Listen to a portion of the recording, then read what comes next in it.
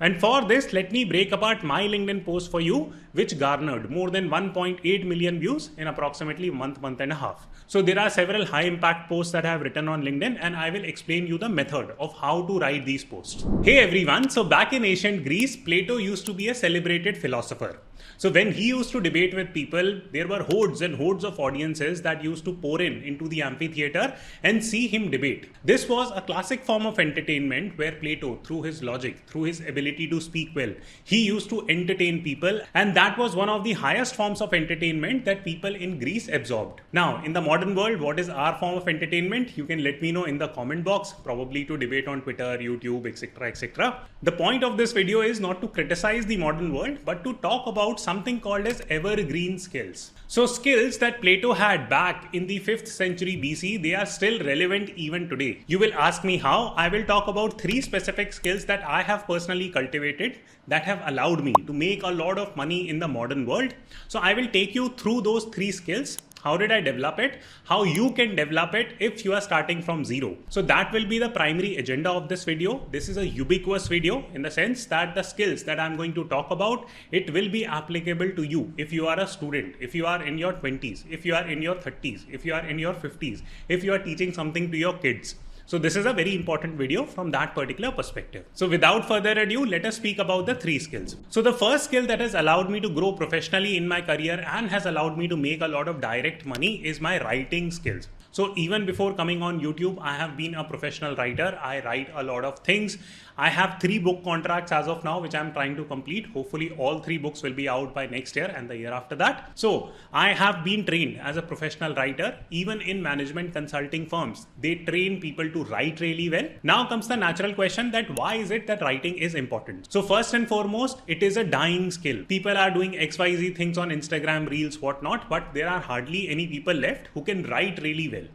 That's part A. Part B, irrespective of the job that you're trying to do, you have to write clearly. That is the most important point. Why? Because you might be writing emails to your teams, or you might be receiving emails from someone and you have to read it really well. In order to be a good reader, you also need to be a good writer. And many a times I have seen in my teams only that people write an email to their entire teammates and teammates end up being confused that, okay, what did this person exactly mean? So that is called as unclear writing. And if you don't improve your writing style, you will not grow as a leader. Almost every single leader out there, they have a good ability to write. Now comes the third part as to why you should learn about formal writing. Very simple. For example, there are a bunch of forums. For example, LinkedIn is one such forum which is very powerful if you want to grow in your career. I have personally built a community of approximately 320,000 people over the last 2 years just through good writing on LinkedIn. So in case you don't follow me on LinkedIn, do check out. I do write a lot of career related things on LinkedIn. Why it is important for you? Because LinkedIn right now is one of the most prominent career development platforms out there, and by default it is a platform where you have to write really well. So please learn about writing. That is a simple message that I'm trying to communicate. Now many of you would say that, okay, fine, it's a skill, it's an evergreen skill, probably a good skill to have, but how do I make money out of it? Okay, so I started a company which was called as My MBA Journey, and the entire work there was writing essays or helping people write their essays. So if you are a good writer, you can make a lot of money from it. Over the years, I have made a lot of money from my MBA journey, purely a writing based business. You would say, how does that apply to me? It applies to you because there is something called as copywriting. Good copywriters, people who are able to think clearly, write clearly, can help several corporates and companies execute their writing oriented campaigns. For example, if you have to write a social media post or a blog post, then companies hire you as copywriters and you get to undertake that type of work. So this is the power of writing. Now, without boring you with unnecessary gyan, let us understand how we can become more effective writers. And for this, let me break apart my LinkedIn post for you, which garnered more than 1.8 million views in approximately a month and a half. So there are several high impact posts that I have written on LinkedIn, and I will explain you the method of how to write these posts. So you can check, this is the complete post, and you can also take a look at the number of impressions. So close to 2 million impressions on this post. And what framework did I use in order to write this post? I will explain that framework. That framework is called as ESIC framework, ESIC framework. What does that mean? So E simply means emotional response, or try to evoke emotions or make your post relatable. So the opening should be relatable, or it should have certain emotional quotient to it. For example, this is the first part of the post. Here I spoke about me wearing Decathlon t-shirts. Is this a Decathlon t-shirt? Yes, it is a Decathlon t-shirt.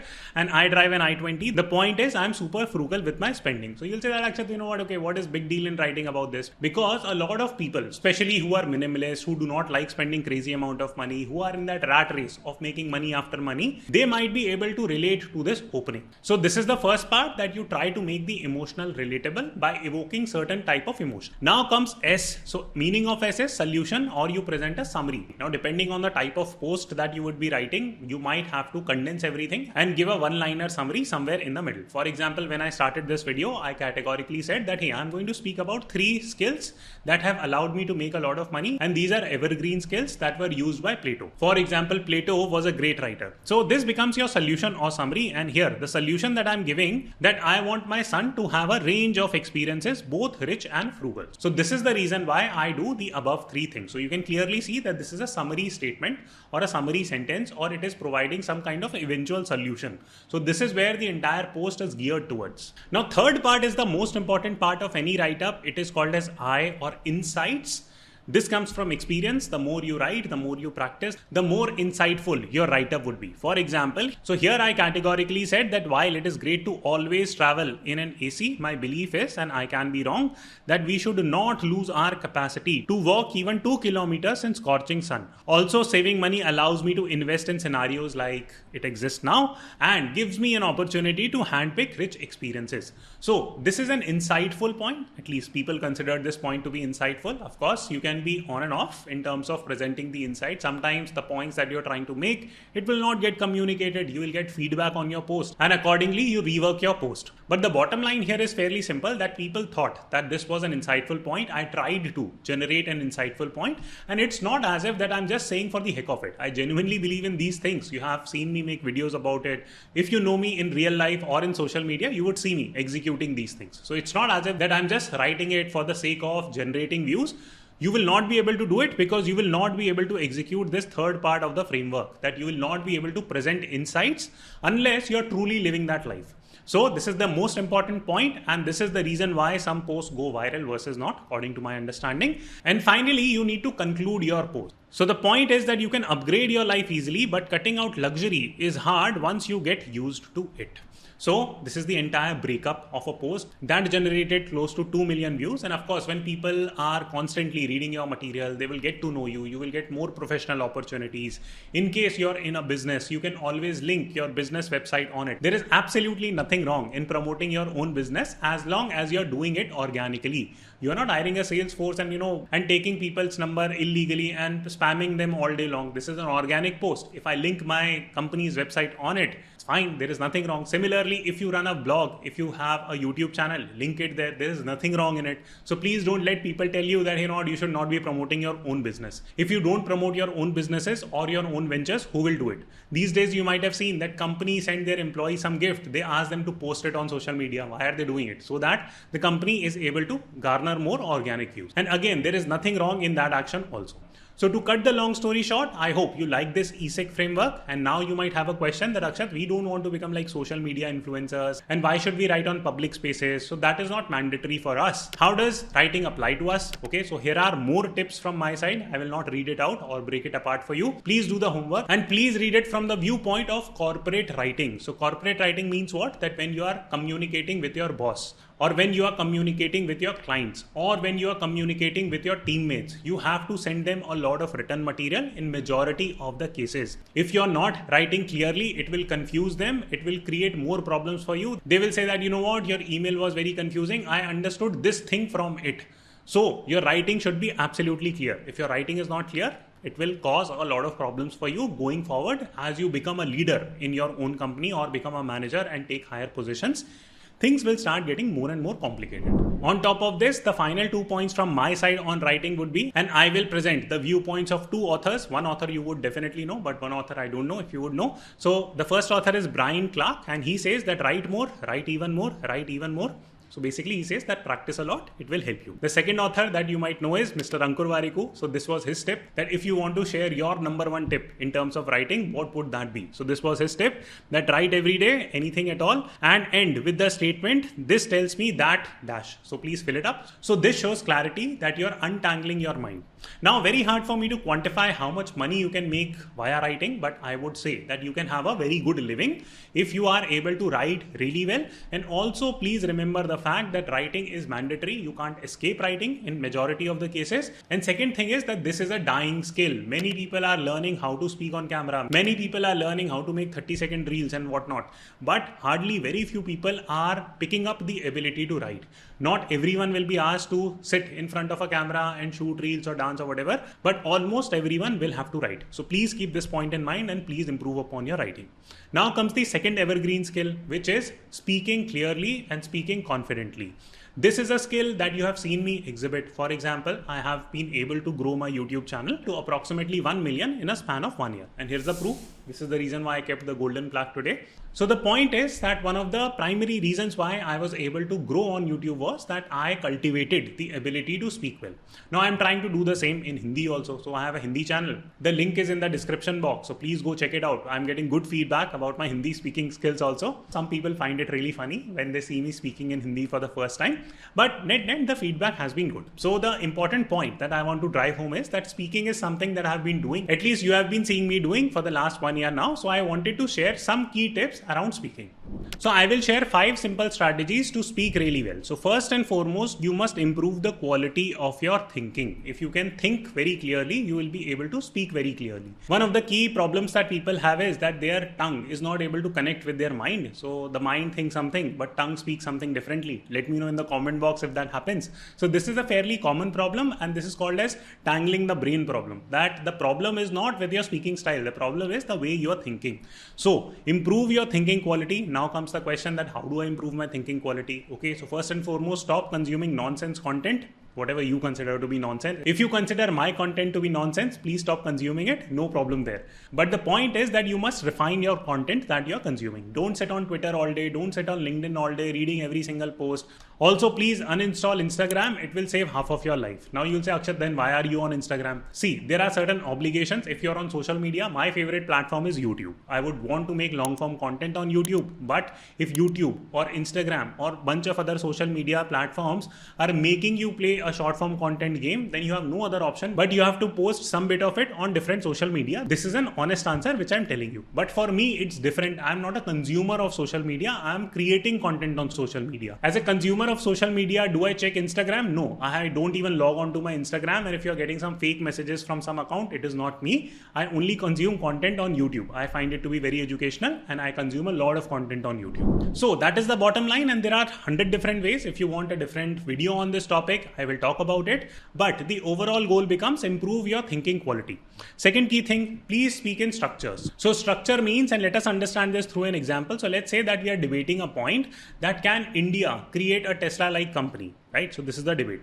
Now you will say, you will start giving random opinions. You will start speaking in a paragraph format. Now that is really bad. People will not be able to understand you. That is called as rambling. That is not called as speaking in structure. Structure would mean that, okay, you would say that, okay, I feel that India can create a Tesla-like company. And there are 3 reasons why I feel the same. So first and foremost, I feel that India is a very innovative country. So there is a lot of technology-oriented innovation that keeps on happening in India. Our workforce is good at tech. They are good at English. So they will be able to consume great research and incorporate some of the best practices to build such a company in India. Second key point, I feel that the demographic dividend or the population in India is fairly young. So we have a lot of time to learn. So with experimentation, we will improve. Third is that the overall infrastructure of the country is improving. For example, more capital is coming into our economy. Government is doing a good job in terms of fostering innovation. Now a lot of central government supporter unsubscribed my channel because I made some videos, so they will miss out on this point. So it's a joke. Please don't take it seriously, but I hope you get the message that what structured thinking is.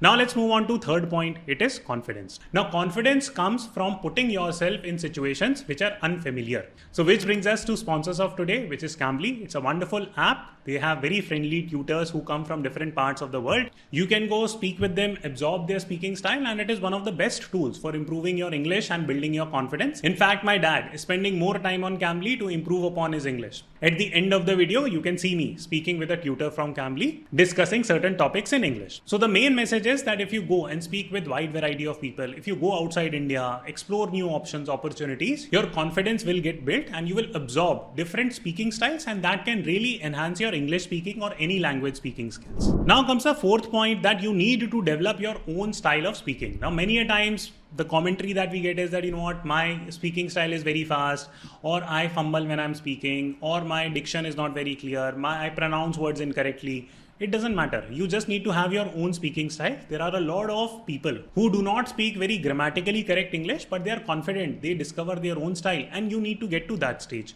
If you think of a lot of cricketers, for example, Kapil Dev, for example, Harbhajan Singh, they could not speak English at all. But over the years, they have started speaking English very fluently and have gained a lot of confidence along the way. So try to figure out a very simple method of developing your own style. Please do not push yourself down by thinking that, you know what, my pronunciation is not that good, I'm not able to speak very fluently, I have this problem, that problem. It doesn't matter. Your speaking style will get aligned automatically.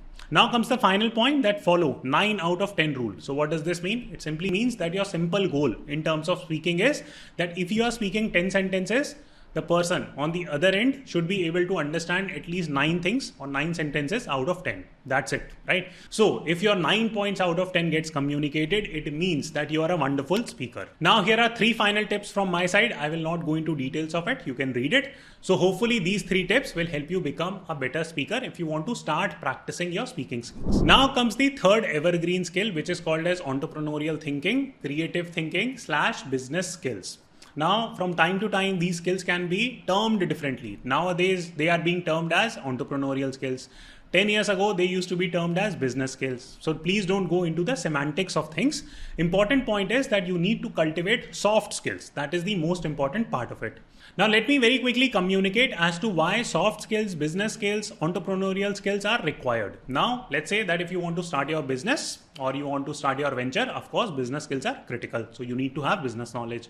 You will say, I am not interested in starting my business, not interested in entrepreneurship. Why should I build entrepreneurial or business skills? Simple reason, because even if you're doing a job, after a while, when you reach slightly higher positions, your company will expect you to generate business. You will have to go speak with clients, talk about your company, sell your product. You have to become a salesman, so to say. Now you will say that, Akshat, you are completely wrong. No, I'm 100% right here, simply because of the fact that go look at the directors or partners at major consulting companies like BCG, and McKinsey, or look at directors at investment bank. What do they do? What is their primary work? They go speak with client, get business for their organization. So you need to have that business skill or entrepreneurial mindset. Even if you are working as a mid-manager, again, you become responsible for managing the profit and loss statement for your vertical. So please pick up business skills. If you don't have business skill, if you remain a technical person all your life, things will get complicated for you after a while, unless you are absolutely at the top.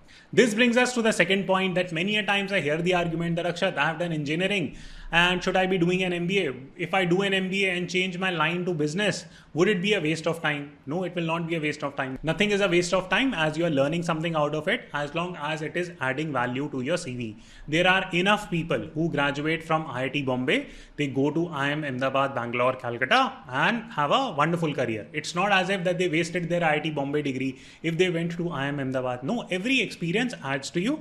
This is a myth that has been propagated by movies, and it's a mindless myth. Why is that? Because if you have a combination of technical plus softer skills, which you can get by understanding more about business, you will do fairly well in your career. A parallel example here would be actresses. Now, in the olden time, if an actor looked good, right? So that was a plus. Nowadays, you would have observed that actresses, they focus a lot on their fitness. They learn how to dance. They also look good, so to say. So things have changed over time. Now it's a market where combined skills are more important rather than individualistic skills. So therefore, please pick both technical and business oriented skills. It's going to be a game changer in your life. Now comes the third and final section as to, I don't want to do an MBA. Can I still develop entrepreneurial or business thinking? Yes. Step 1, please read a bunch of books. Okay, so you can go read a wide variety of books. I read a wide variety of books. You don't need to read a book holistically, just read like 20-30%, get the main message, move on.